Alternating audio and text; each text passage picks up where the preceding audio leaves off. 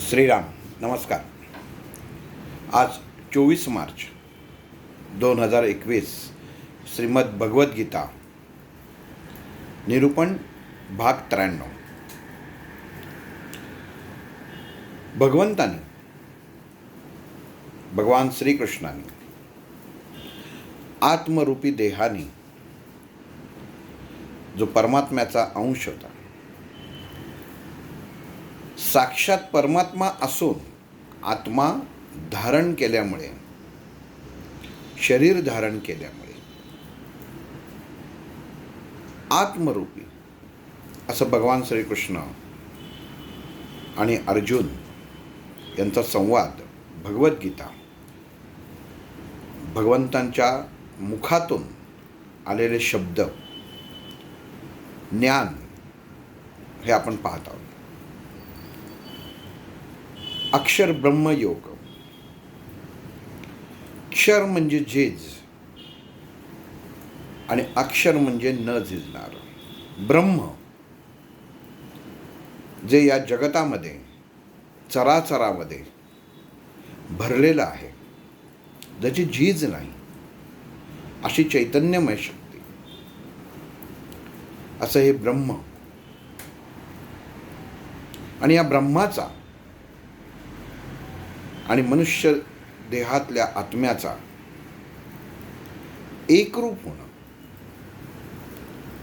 आणि त्याचा हा जो योग आहे तो आपण पाहत आहोत. भगवान श्रीकृष्णांनी अर्जुनाला जे ज्ञान प्रदान केलं ते मागील भागापर्यंत आपण पाहिलं की परमात्म्याची भेट कशी व्हावी, परमात्म्याची भेट होण्यासाठी इथं भगवान श्रीकृष्ण अर्जुनाला सांगतायत की माझ्यामध्ये सामील होण्यासाठी. आणि आपण पाहिलं, एका निरूपणात सांगितलेलं होतं की अर्जुनाला प्रश्न पडला की श्रीकृष्णाला अहंभाव उत्पन्न झाला की काय, माझ्यामध्ये सामील व्हा असं सांगतोय. पण इथं भगवान श्रीकृष्ण जे साक्षात भगवंत होते आणि त्या भगवंताचंच एक रूप, आणि हे अर्जुनाला त्यांनी समजावून सांगितलं की माझ्यात सामील होणं म्हणजेच त्या भगवंतात सामील होण्यासारखं आहे. माझं हे हृदय आहे, माझा जो आत्मा आहे हा त्या भगवंताचा आहे. म्हणून भगवंतांनी, श्रीकृष्णांनी अर्जुनाला सांगितलं की जो माझ्यात सामील होईल तो भगवंताला प्राप्त होईल. आणि इथं आपण एक गोष्ट लक्षात घेतली पाहिजे की जसा उच्चार होतो तसा अर्थ बदलतो. भगवान श्रीकृष्ण अर्जुनाला सांगतात माझ्यात जो एक रूप होईल तो भगवंतास प्राप्त होईल. म्हणजे इथं श्रीकृष्णाने आत्मरूपी देह म्हणजे मी श्रीकृष्ण असं सांगितलेलं आहे. आणि भगवंता म्हणजे श्रीकृष्णच, आत्मा त्याच भगवंताचा आहे. आणि प्रत्येक मनुष्याचा या पृथ्वी तलावावरती जो प्रत्येक आत्मा आहे हा त्यातलाच एक अंश आहे, हे प्रत्येकाने लक्षात घेतलं पाहिजे. फक्त जीवन जगताना, देह धारण करताना जी कर्म मनुष्याच्या पूर्वजन्मात, पूर्वकर्म, सद्य म्हणजे आपण जसं म्हणतो की संचितातली कर्म, आणि ही संचितातली कर्म घेऊन देह जन्मास येतो. आणि इथं भगवान श्रीकृष्णांनी अर्जुनाला सांगितलं की हे अर्जुना, मनुष्याचा जन्म हा प्रत्येक जन्मोजन्मी कर्माशी निगडीत आहे, कर्माशी बांधलेला आहे. पण जो योगी, योगी कोणाला म्हटलंय? हिमालयात जाऊन बसतात त्यांना योगी म्हटलेलं नाहीये. भगवान श्रीकृष्णांनी जे नियम सांगितलेले आहेत, ज्ञान प्रदान करताना इंद्रिय भगवंतानीच दिलेली आहेत, पण अंकुश ठेवायची सुबुद्धी ही मनुष्याला दिलेली आहे. व्यवहार ज्ञान दिलेलं आहे, ते योग्य आणि अयोग्य दोन्ही दिलेली आहेत. आपण कुठलं घ्यायचं आहे? भगवंत प्राप्तीसाठी आपल्याला कुठलं ज्ञान आवश्यक आहे याचा विचार आपण करायला हवा. आपली कृती कशी हवी, आपले विचार कसे हवे, आणि ह्या कृतींवरून भगवंत प्राप्ती ठरते. आणि ह्याच्यामध्ये भगवंताने सांगितलेलं आहे की मनुष्याला आधी योगी व्हायला लागतं. योगी म्हणजे काय की दाढी वाढवून भगवी वस्त्र घालून हिमालयात जाऊन किंवा एखाद्या ठिकाणी जाऊन बसला म्हणजे योगी होत नाही. तर मनाने, वैचारिकतेने,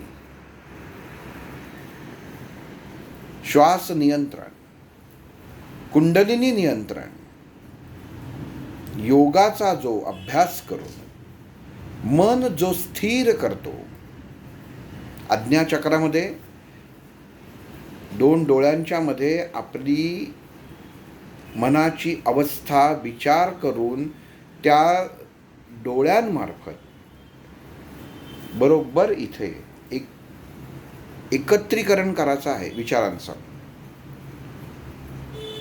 कसं असतं की जिथं जाळलं जातं तिथंच कचरा टाकला जातो. आपण नेहमी म्हणतो की इथं शंकराचा 3रा डोळा आहे की तो जर उघडला तर विध्वंस. म्हणजेच काय की इतकं भयंकर ते अग्नितत्व आहे. आज्ञाचक्र हे त्या 3ऱ्या डोळ्यापेक्षा काही कमी नाही आहे. आणि तिथं जो अग्नी स्थिर होतो, नियंत्रित होतो, तोच अग्नी, तीच स्थिरता मनुष्याचं शरीर स्वस्थ करतं आणि मनुष्य एक पायरी ओलांडून भगवंताच्याकडे जायचं पाऊल टाकतो. आपण जसं पाहतो की एखादी व्यक्ती, नातेवाईक असो, घरातले असो, मृत पावते आणि मृत पावल्यानंतर त्याचे जे कर्मकांड जे आपल्या धर्मात सांगितलेलं आहे ते केलं जातं.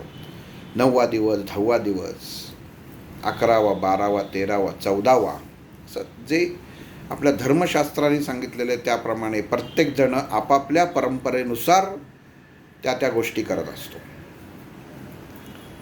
आणि ह्या करताना असं म्हणतात की त्या 10व्या दिवशी काकस्पर्श झाला की आत्मा पुढील गतीत जातो. बरं, नीट ऐका. 10व्या दिवशी त्या पिंडात जर कावळा शिवला, विनासायास शिवला, तर तो आत्मा पुढील गतीत जातो. एवढंच म्हटलंय. पुढं जाऊन देह धारण करतो असं म्हटलेलं नाहीये. पण मनुष्याला, सर्वसामान्य माणसाला हे कायम पडणारे प्रश्न आहेत की ह्या देहातनं सुटला तर आता कुठं असेल. एखाद्याचे वडील जातात, एखाद्याची आई जाते, आणि मग तो नंतर 10 जणांना विचारत बसतो की आत्ता कुठं असेल, आत्ता कुठं जन्म घेतला असेल, आत्ता काय करत असेल. आणि मग एखादी व्यक्ती सांगते त्याने इथं अमुक ठिकाणी जन्म घेतला आहे, तिथं ते असं आहे, तिथं तसं आहे. पण एक गोष्ट कळत नाही की जी गोष्ट भगवंताच्या हाती आहे त्याचा अंदाज आपण कशासाठी बांधायचा. मनुष्य ज्या आयुष्य जगलेला असतो त्याच्यावरनं त्याचे नातेवाईक अंदाज बांधत असतात. आयुष्यभर लोकांना त्रास दिला तर लगेच म्हणतात पुढच्या जन्मी हा नक्की बैल होणार, हा नक्की असा होणार. अरे पण त्याचं कर्म चांगलं असेल तर तो त्या माऊलींच्या पालखीचा बैल होईल ना. म्हणजे काय आहे की कर्म काय आहे हे मनुष्याला माहीत नसतं. आत्ता सद्य कर्म, आत्ताच्या जीवनामध्ये आत्ता जो देह आहे ह्याच्यामध्ये आपलं आचरण योग्य हवं आणि योग्य वैचारिकतेने हवं हे भगवंताने सांगितलेलं आहे. आणि ते जे आचरण ह्या 10 इंद्रियांवरती तुमचा जर अंकुश असेल, मी दिलंय, भगवंत म्हणतो की हे मी दिलंय, याचा अर्थ काय की ते तुला उपयोगासाठी वापरण्यासाठीच दिलेलं आहे, पण अति करू नकोस. एखादी गोष्ट अति केली की त्याची मातीच होते. एखाद्या गोष्टीच्या मोहात अडकला की तो पाश निर्माण होतो, म्हणून त्याला मोहपाश म्हणतात. श्रीखंड आवडतं म्हणून जर ते 1-1, 2-2 किलो खाल्लं तर तो पाश झाला, त्याच्यापासून विष उत्पन्न होणार आहे, समाधान उत्पन्न होणार नाही आहे.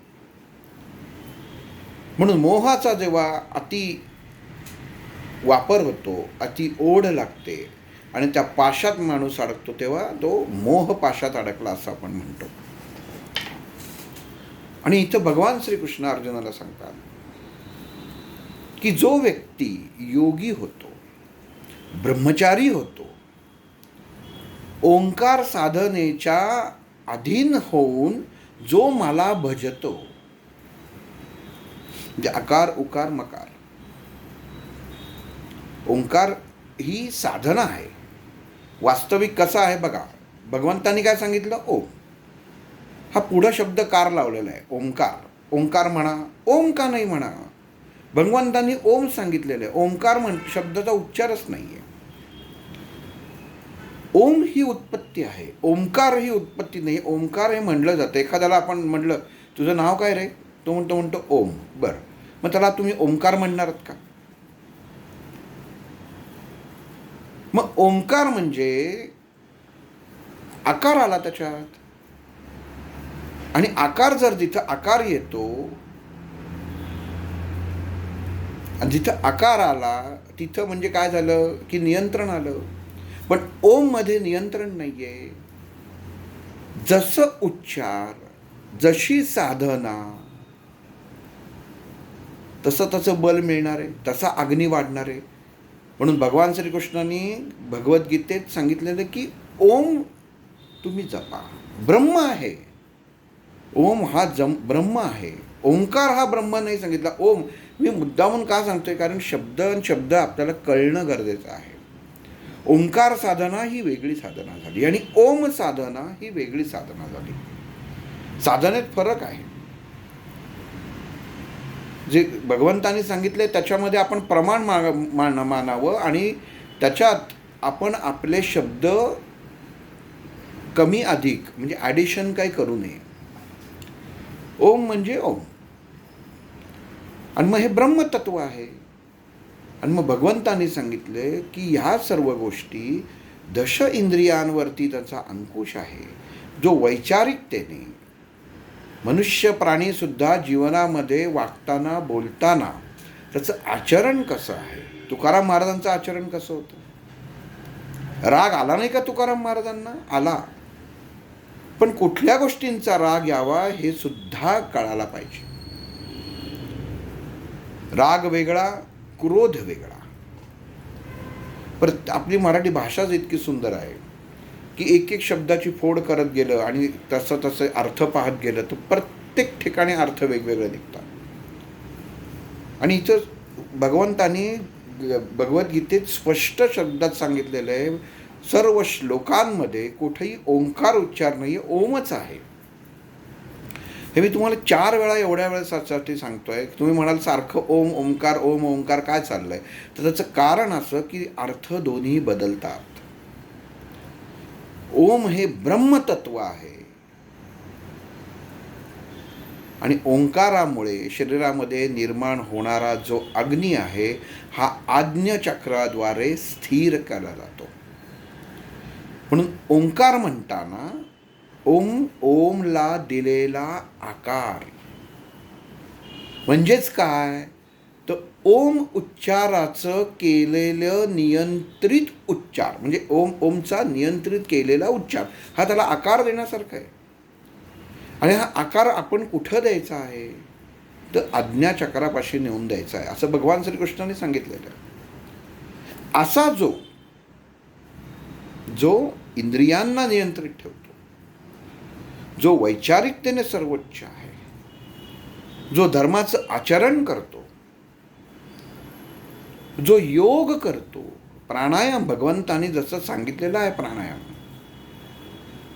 त्या पावलावर पाऊल टाकून चालतो त्याला, आणि असा योगी, ह्याला भगवंतानी योगी म्हटलेलं आहे.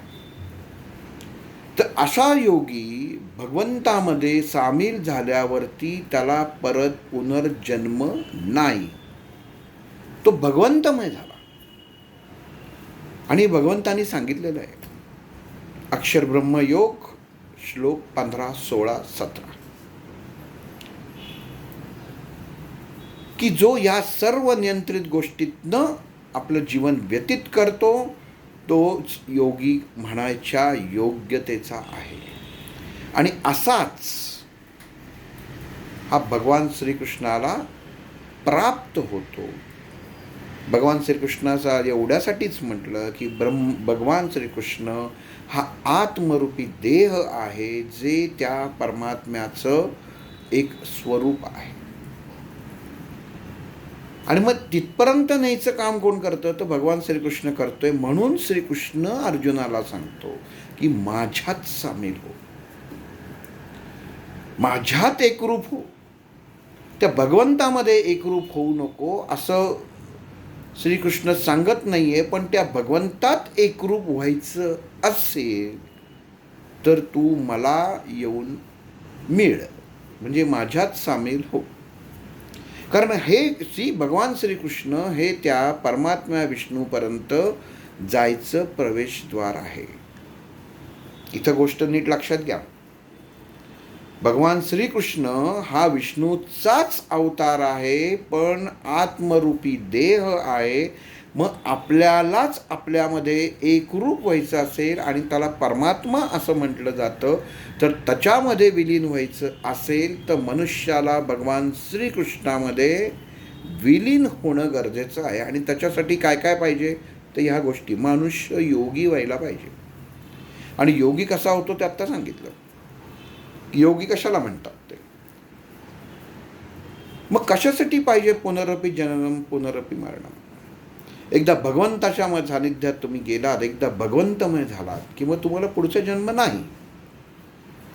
पण मनुष्य काय करतो, मनुष्य हा वासनेमध्ये, इच्छाशक्तींमध्ये इतका अडकलेला असतो की तो त्याला देह सोडताना त्याला एक प्रकारचा आनंद होतो. कारण ज्या क्षणी त्याला असं कळतं की आता काही उपयोग नाही, सगळं झालं, सगळं, म्हणजे असा आपण एक उदाहरणार्थ धरून चालू की एखादी व्यक्ती अंथरुणाला खिळून आहे, दवाखान्यात आहे, शेवटच्या घटका मोजत आहे, अगदी व्हेंटिलेटरवर आहे. बाहेरच्या बघणाऱ्याला, अगदी त्या डॉक्टरांना सुद्धा कळत नसतं की व्यक्ती काय विचार करते. त्यांना तो बाहेरच्या नातेवाईकांना सांगतात काही नाही, नळ्या चालू आहेत, जोपर्यंत हे मशीन चालू आहे तोपर्यंत त्याचा श्वास चालू आहे. एकदा मशीन काढलं की त्याचा श्वास बंद. मग असं म्हणायचं का की तो जन्म आणि तो म्हणजे तो मृत्यू त्या डॉक्टरांच्या हातात आहे? तर तसं नाहीये. अगदी डॉक्टरांनी व्हेंटिलेटर जरी काढला तरी मृत्यू कुठल्या क्षणी येईल हे तोच ठरवतो, डॉक्टर ठरवत नाहीत. व्हेंटिलेटर काढल्यावर डॉक्टर सांगू शकत नाही की ह्या क्षणीच तो मरेल, कारण तो ते भगवान ठरवतो, परमात्मा ठरवतो, ती नियती ठरवते. तिथं जे खातं आहे ते खातं ठरवतं की याला कधी उचलायचं, या देहाचं काय करायचं, भगवंतापाशी नेऊन सोडायचा का पुढं अजून जसं हल्ली ज्याच्यावरती धंदे चालू आहेत, मृत्यूनंतरचे जीवन, असं करतात, असं होतं, तसं होतं, तसं होतं, हे भोगायला लागतात. तिथं असं मोठ्या कड्यांमध्ये टाकलं जातं, मोठ्या अग्नीमध्ये टाकलं जातं. म्हणजे मला माणसाच्या वैचारिकतेचं हसूच येतं. हे मागं आमचे डॉक्टर असं गमतीने म्हणायचे की मला कायम एक प्रश्न पडतो की या नरकामध्ये कुठल्या कंपनीच्या कढया वापरत असतील तळण्यासाठी, कुठलं तेल वापरत असतील, की अगदी जसं लिहितात की मनुष्याचं पाप तो जेवढा जास्त करतो तेवढा त्याला त्या उकळत्या तेलात टाकतात. त्या सोयीने कुठल्या कंपनीच्या सोया, दाभण हे तयार करून घेत असतील, कुठंतरी तयार करत असतील ना. किंवा तिथं त्या नरकात किंवा त्या स्वर्गात त्या कंपन्या तरी असतील कुठेतरी मॅन्युफॅक्चरिंग करणाऱ्या. नीट वैचारिकतेने आपण ह्या गोष्टीचा विचार करा की भोग म्हणजे काय, आणि याच्यावरती लोक व्यवसाय करतात. आणि सर्वसाधारण व्यक्ती, बुद्धिमान व्यक्ती ह्याला बळी पडतो. याच्यासारखं दुर्दैव ते नाही. की भोग म्हणजे काय हे भगवंतांनी जर भगवद्गीतेत स्पष्ट सांगितलेलं, त्याच्यावरती सुद्धा माणसं सांगतात. मृत्यूनंतरचं जीवन कधी बघितलं, कुठं बघितलं? शास्त्रामध्ये लिहिलंय ते प्रमाण मनुष्य स्वीकारत नाही. पण एखाद्याने सांगितलं की नंतर असं असं केलं, नंतर तसं तसं कर, मग ते असं असं होईल, की ते झालं. कशावरनं? तर त्याला काही आधार नाही. मी सांगतोय ना, मग बस असं थोडंच होतं. जो देह ही शिक्षा भोगतो, जसं त्यांनी जसं आयुष्यात कर्म केलेलं असतं ते कर्म तो भोगतो. आणि जेव्हा देह सोडाची वेळ येते त्याला अनंत गोष्टींना सामोरं जायला लागतं. आणि ह्या गोष्टी भगवंतानी त्याला माहिती आहे. आपण त्या प्रांतात कशासाठी पडायचं? आपल्याला जीवन दिलेलं आहे, मग भीती कोणाला? माझे नंतर हाल होतील, मी हॉस्पिटलाइज होईन, माझं अमुक अमुक गोष्टी होतील, मला नंतर मुक्ती मिळणार नाही, मग मला नरकात टाकलं जाईल. हे त्याच्याच डोक्यात येतं ज्याच्या डोक्यामध्ये दुर्विचार असतात, कृतीमध्ये दुर्विचार असतात. आणि जो योग्य विचार करतो, सुबुद्धी ज्याच्यामध्ये असते, तो मरणाचा विचार करतच नाही. मग म्हणून भगवंतांनी इथं अर्जुनाला सांगितलं की अर्जुना, माझ्यामध्ये जो सामील होणार आहे, जो योगी आहे, याचा तू विचार कर. की कोण? आत्ता सांगितले समोर जे सगळे सैन्य उभं आहे हे सर्व अधर्मी आहे, त्यांचा नाश होणं हे नक्कीच आहे. आणि ह्याच्याबरोबर जसं सुक्याबरोबर ओलं पण जळतं, तसं आपल्याही बाजूचे जे धर्मानी लढत आहेत, बघा बरं का नीट, समोरचे अधर्मी हे नक्कीच आहेत. आणि ह्याच्यामध्येच आपण जे लढणार आहोत, धर्माच्या बाजूने जे लढणार आहोत, तर त्यातलेही काही जण हे कर्मानी वाईट वागलेले आहेत. आणि त्यांना सुद्धा त्यांच्या कर्माचं फळ हे मिळणारच आहे. आणि हे स्वीकारलाच पाहिजे. का असं झालं की श्रीकृष्ण या म्हणजे पांडवांमधला एकही मेला नाही? पांडवांमधलेही मेले. पण मग जर भगवान श्रीकृष्ण त्या बाजूला होता तर कसे मेले?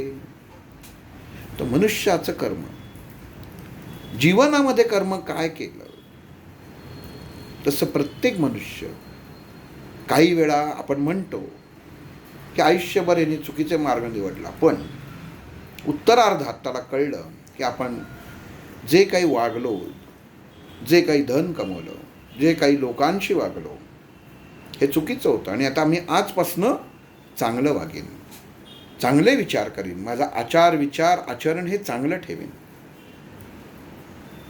असं जेव्हा मनुष्य म्हणतो आणि जेव्हा जगायला लागतो, तर तेव्हा त्याचा अर्थ असा नाही की त्यांनी आधी केलेली चुकीची कर्म माफ केली जातील. कारण त्याचं फळ हे त्याला भोगायलाच लागणार. आणि श्रीकृष्णाने सांगितलेलंच आहे, जिथं स्वयं श्रीकृष्ण सुटले नाही तिथं सर्वसामान्य माणसाची व्यथा ती काय. मग आपण सध्या जे हॉस्पिटलायझेशन बघतोय, बाहेर घडणाऱ्या जगातल्या घटना बघतोय, हा त्या भगवंताचा कोपच आहे. अति झालं, मनुष्य उन्मत्त झाला, स्वतःलाच परमेश्वर म्हणायला लागला. जर 10 वर्षापूर्वीचं 15 वर्षापूर्वीचा जर विचार केला, तेव्हा एवढी मंदिरं होती का?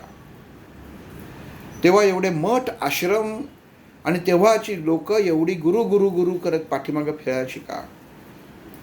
मग इतक्यातच ह्या वर्षांमध्ये, या 10-12 वर्षांमध्ये, 15 वर्षांमध्ये एवढी इतके गुरु उत्पन्न झाले कुठनं?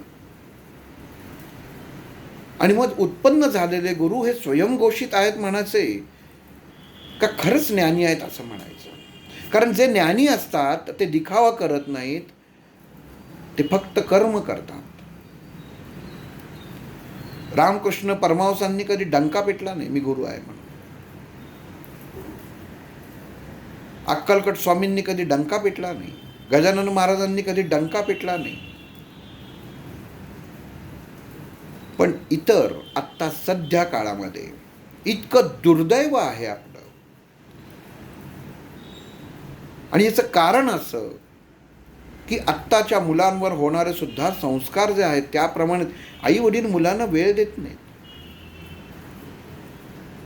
लहान मुलगा, नर्सरीतला मुलगा जो आत्ता लेटेस्ट जो फोन आहे हा लीलया वापरू शकतो आणि आई वडिलांना सांगू शकतो की हे ॲप्लिकेशन असं वापरायचं, ह्या गोष्टी अशा वापरायच्या. आणि आई वडील पण कौतुक करतात तसं की बघा केवढासा आहे, आम्हाला तर अजून कळत नाही आणि हा असं असं करतो, यांनी या अमुक अमुक गेमची ही लेवल ओलांडली. पण एक गोष्ट लक्षात येत नाही की तो मुलगा बोलत नाही, कारण त्याची पूर्ण वैचारिकता त्या फोनमध्ये अडकलेली आहे. कृत्रिम गोष्टीत अडकलेले. हे तुम्ही आजूबाजूला तुमच्या ऑब्झर्व करा. जी मुलं आई वडील मोबाईल खेळायला म्हणून देतात ती मुलं बोलत नाहीत. कारण त्यांना संस्कार म्हणजे काय, माणुसकी म्हणजे काय ह्याचं धडाच मिळत नाही, ज्ञानच मिळत नाही. आणि मग हे न मिळाल्यामुळं त्या मुलांचा उत्कर्ष होत नाही. आईबापांना वाटतं की माझ्या मुलांनी मोबाईलमध्ये अमुक अमुक लेवल गाठली म्हणजे तो हुशार आहे असा आईवडिलांचा समज होतो. पण सर्वसामान्य जगतामध्ये जर जगायचं असेल तर त्याला काय ज्ञान आवश्यक आहे हे त्या मुलाला नंतर कळत नाही आणि तो चुकीच्या मार्गाने जातो. आज विनाशाला मुख्य कारण ही आहे. जन्मताच मुलाची कटकट नको म्हणून मुलाला हातात मोबाईल दिला जातो, व्हिडिओ गेम दिल्या जातात की तू हे खेळत बस. म्हणजे आईवडील आपापल्या कामामध्ये किंवा त्यांच्या गोष्टींमध्ये गुंतलेले जातात. पण ते करताना हे विसरतात की मुलाला वेळ दिला पाहिजे. मुलाला कळलं पाहिजे आजी म्हणजे काय, आजोबा म्हणजे काय, पणजोबा म्हणजे काय, नाती काय असतात. हल्ली जागांचे भाव काय उगाच वाढलेले नाही आहेत, कारण एकत्र कुटुंब पद्धतच राहिलेली नाही आहे. लग्न झालं की पहिलं वेगळं राहा, कारण मग त्या होणाऱ्या मुलावरती तेच संस्कार होणार आहे. हेच शिकवलं जाणार आहे की लग्न झालं कळायला लागलं की पहिलं जागा घ्यायची आणि त्याच्यात आयुष्यभर त्याचे हप्ते फेडत बसायचे. म्हणजे जिथं एकत्रीकरण होतं तिथं विघटन किती झालं. भगवंतानी भगवद्गीतेमध्ये ह्या अक्षरब्रह्म योगामध्ये ही गोष्ट सांगून ठेवली. म्हणजे बघा केव्हा सांगितली आणि केव्हा लक्षात आली. अर्जुनाला सांगतायत ते.